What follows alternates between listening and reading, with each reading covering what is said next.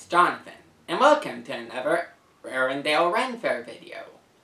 Today we will be continuing our fun at Drake's Golden Heights stage with a game of Dungeons and Shakespeare. This show is exactly what many of you likely assume it is, a game of Dungeons and Dragons, but characters from Shakespeare's plays fight the monsters from Dungeons and Dragons.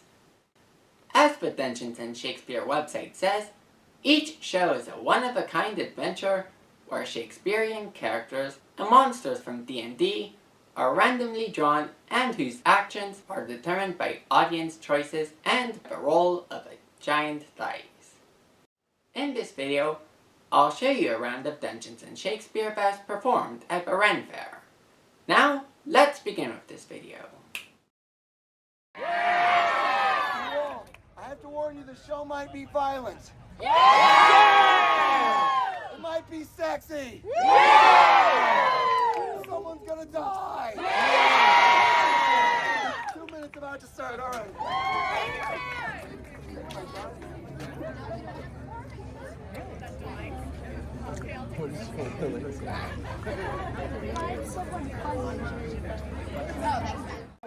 Oh!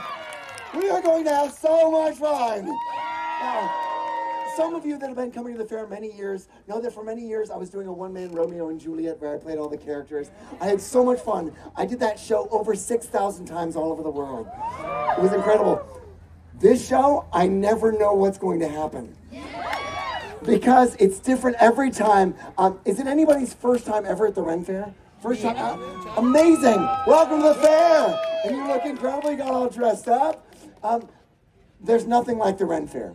And the thing I love most about it is we spend so much time watching things and stuff. Out here, you're a part of it. You know, and it's funny, I walk up to some people, like I almost see them like switch videos, change video. You know what I mean? Like, because here, it's like you're a part of it. So I want to do a show where we can play together. Because, do I have any gamers here? Yes! Excellent! If you've never played D&D, that's okay. Is there anybody? There's always a few, it's fine. Never played any? You never played any? What's your name? Amy. Hi, Amy. Thank you very much. Amy, don't worry. These are all gamers, and they're not violent at all. Amy, all gamers will tell you that every D&D campaign takes 32 minutes. Maybe that is a huge lie. They take weeks, months, or the rest of your life. But on this stage today, we're going to go on an adventure where a character randomly drawn from Shakespeare either gets everything they've ever wanted or dies a bloody death. And here's my favorite part. You are the players in the game. Now, I saw a bunch of people cheering, a few others go, oh God, don't make eye contact. If you just want to watch, that's fine. But if you want to be a player in the game, I want you to wave your arms around and yell so I can see and hear you right now. Okay. There, got you there. Excellent. All right. Then basically all of you. So, I would choose as many of you as I can to be players in the game, but I am not in charge of whether or not you live or die. That's not up to me. That's up to your choices and the real hero or villain of the show.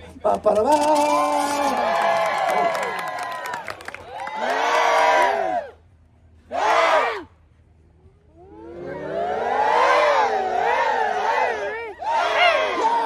You all are going to be amazing. Amy, here's how it works, okay? Now, we turn this well here into a gaming table. So we're going to be rolling up here. All right, I'm going to explain all the rules to D&D to you, okay? Welcome to the 72-hour show. Now, we'll keep it simple, Amy. Here's the thing. You need to know, we all have certain characteristics. Charisma, strength, dexterity, things like that in real life. But in the game, you have to roll for those. The higher you roll, the better, right? Now, let's say you have an 18 strength and you want to kick through a door. That's easy. I'd be like, roll 2 or higher on this 18, on the 20-sided dice. That'd be easy. But if you have like a 3 strength, that's very bad. I would be like, roll an 18 or higher or you're going to break your knee. So I make it very difficult on you or easier based off of your characteristics. Make sense? Yes. Excellent. Now you're a nerd, Amy. Welcome. So we're going to be rolling right up here on this stage, on this well table. And if you want to come up here and you're thinking like, I don't want to be made fun of, I'm not going to mock you or make you look silly. I'm going to make you a hero. until you are killed horribly. That's all I can do. So, good gentles, we're about to start. Before we begin, I think some people wanted to hear my origin story. Would you like to hear it? Yes. I was born and raised in the mythic land of Midland, Texas. That's George Bush's hometown, and when baby Jessica fell down the well, if you remember that. I'm so proud.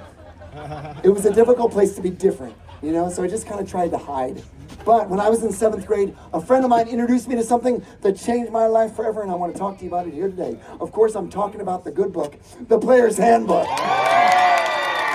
Now, Andy, you might not know this very well. This is not a normal book. This was written 50 years ago, and it opened a portal to a million worlds. And I loved it.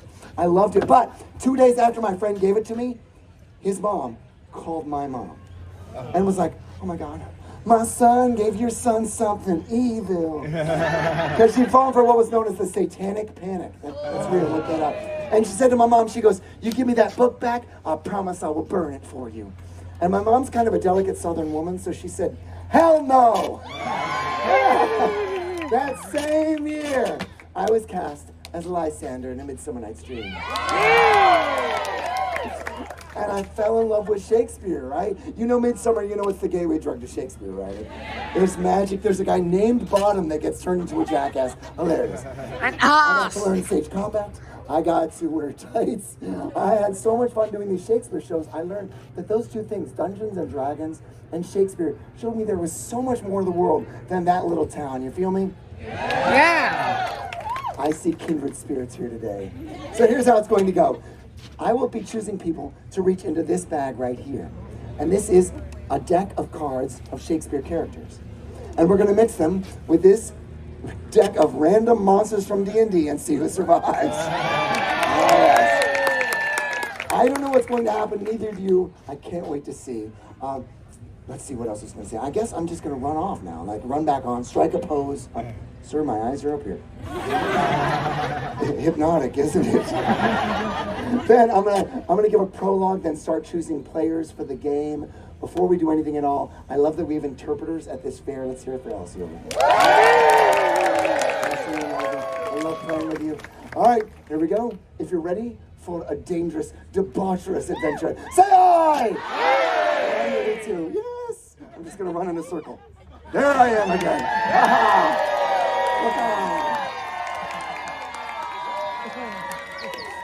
Two households. Well, I've never stood up here.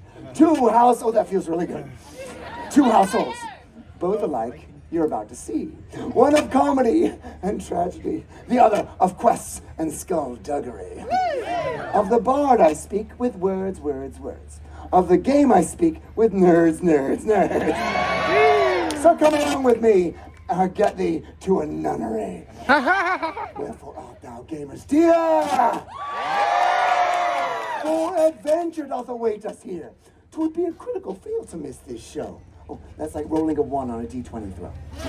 That you have but slumbered here, while these monsters did appear. Come not between the dragon and his wrath. You may have killed him. Let me do the math. Is this a vorpal dagger I see before me? It's what's in store for the BBEG. Big bad evil guy. We'll take a character from a Shakespeare plot into a fantasy quest that's oh so wrought. I'll be your DM upon these boards, where Juliet may fight barbarian hordes. If we shadows have offended, do a saving roll and try and mend it. I strut my hour upon the stage, so pick up your axe and your character page. Let's now depart. Gather near. Hell is empty. All the devils are here! There were 9 Shakespeare plays in that prologue. Thank you. Yeah. I had not recognized It's Tom. time to choose our main character. I can't see who we get. I can't wait to see who we get. It could be a hero, it could be a horrible person. I see loads of people. I want to choose everyone. Oh God, I love all of you. Everyone wants that person to come on. Get up here, get up here. All right, come on up. All right. Excellent. What's your name? What's your name? Isa. Isa, right up here. Let's hear it for Isa! Isa, have you been to the fair before? First time. First time at the fair. Welcome home. All right. Now, do you have a favorite Shakespeare play? I like my Much ado. That's a fun show. You like love, don't you? We'll see if we'll throw some love in here before he's killed. All right. Now, Ison, if you reach in here, we're going to choose our main character. I don't know who it's going to be. I'm going to be using the gender pronoun Shakespeare originally assigned each character. Let's see who you get, Ison. Here we go. Our main character for today's event. Oh, this is going to be a good one. There are some fools in Shakespeare. Some total idiots. Now, I don't know about your intelligence, but there is a character in Much Ado About Nothing. And you should know there's a whole deck of cards in here. You chose Much Ado About Nothing. Now there are some great fighters, there are some great lovers. This is not one of them. Now, this is a great character. If maybe you've seen the movie. This character is played by Michael Keaton in the movie. I present Dogberry! Now, here's the thing about Dogberry. He's lawful good. He wants to do the right thing, but he's pretty sure that people aren't taking him seriously. And I am an ass, he says. So he wants to do the right thing. You're trying to do the right thing, but you're just messing up because your intelligence is just really low. All right. In fact, you know what? Let's go ahead. Amy, I was telling you about those stats like speed and strength and stuff. Let's choose Dogberry. He's a constable, basically, so he knows what he's doing. Let's choose his highest and lowest stat. Highest. Strength. Constitution. We'll go between strength and constitution. Constitution is how healthy you are. So if you're on low constitution, you probably had COVID like 6 times already. So strength. Strength. Constitution. Yeah! You can drink anyone under the table. Yes, you will not have trouble with poison or venomous creatures. Dogberry, you're going to be amazing. Now remember, you're an idiot. Okay, good. Now Dogberry, if I'd like you to come back over here, kind of stand here and get into character, feel the character, and when I call Dogberry, you'll come out and take the stage. All right. Now you all, I love this. This is not a great warrior or lover. We're going to see what happens when a fool tries to have their own story. If you're ready for the tale of Dogberry, say aye. Aye. Good gentles, there be steel and vengeance in this world. There be magic and mischief and romance. And then there be the fools that try to keep us from it. The ones that don't want us to have any fun because they're following the rules. Don't you hate the rules? I hate the rules too. Rules. Tell us what we should do or should not. Oh, one of these gentlemen, mayhaps he will find a way to have some fun finally. Or maybe he shall die along the way. I present a dashing gentleman. He knows how to fight. But if you look at him, he's confused because no one is listening to him. He never gets attention. I might go as far to say he was never hugged as a child. I present Dogberry! If you see, you'll notice Dogberry is trying to look like he's proud, but look at the sadness in his eyes. Look now. Do you see it? Do you see that? Just a little tinge of sadness. Yes. Now, he knows when he knows no one is around, he sometimes speaks to the gods. And he tells them what he truly wants. In fact, let's have a soliloquy now. What this means is speak up to the gods, talk loudly, how you feel and what you want. I am so tired. Right? I feel him, yes. I am so alone. Oh, no.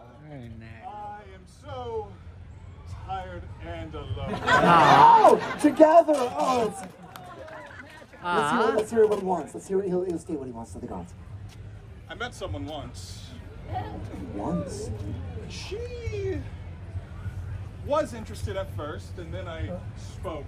Oh no! Wait, we freeze right now. Let's see who that was. Let's see who that was. Yes, all of you. I want to make it. Okay, in black. All right, get up here. All right. I will choose you. You're amazing. All right, you were the person that Dogberry met once, and then he spoke, and you went away. So sad. All right, so reach in. Let's see who you be. Any of those cards? Oh, the thing is, it's interesting because Dogberry has some difficulty with pronouns. That's okay. We all do sometimes. You see, Dogberry once visited Verona for a constable's convention, and he met a young man, another man that some would call a fool or foolish, but he had a way with words, and Dogberry could tell that Queen Mab hath been with him. I present from a Romeo and Juliet, Romeo's best friend, Mercutio. Now, Mercutio, would you speak of this one man you saw one time? You met him, he seemed attractive, then he said the wrong things. Tell us all, what did he say? I met a man. One time. He approached me, and he had quite a look. Quite a look. However, he called me she. Oh, misgendered. So I left. Mercutio didn't give a chance, and partly possibly because he was dealing with his best friend's problems. His best friend had just come up and said, "Oh, I married someone and I just killed his cousin." It was very difficult. So Mercutio, if you would, Mercutio, please sit right here. If you may, is that all right? Just sit there, Mercutio. We shall get back to you. Because Dogberry's about to say what he wants.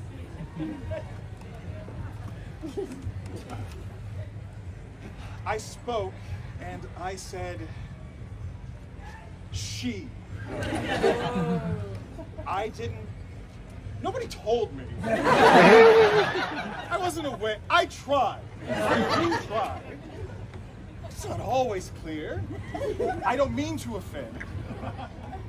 Either way, he was beautiful. He was beautiful. And I don't care. I'm not. Believe me, I go both ways. Yes, Dogberry accepts that. But unfortunately, the moment she was out of my mouth, I was struck rather fast. Down on my ass. And I was left to cry. But here's the thing. Dogberry, being sad and alone, decides he's had enough. No one's listening to him here anyway in Italy. Well, in this part of Italy, in this villa. He's going to head over toward Verona. Look at him. He's resigned now to the journey. Yes. And so, he gets one weapon. Any weapon. What do you want him to have? Any weapon. Dagger. Just a dagger. Just a dagger. That's all you get. Just a dagger. Carrying just a dagger. Now is our play begun, and we've begun to play. Our funny constable is on his way. For I must begin the intermission here. Come back soon, and the remainder shall appear. See you after the intermission.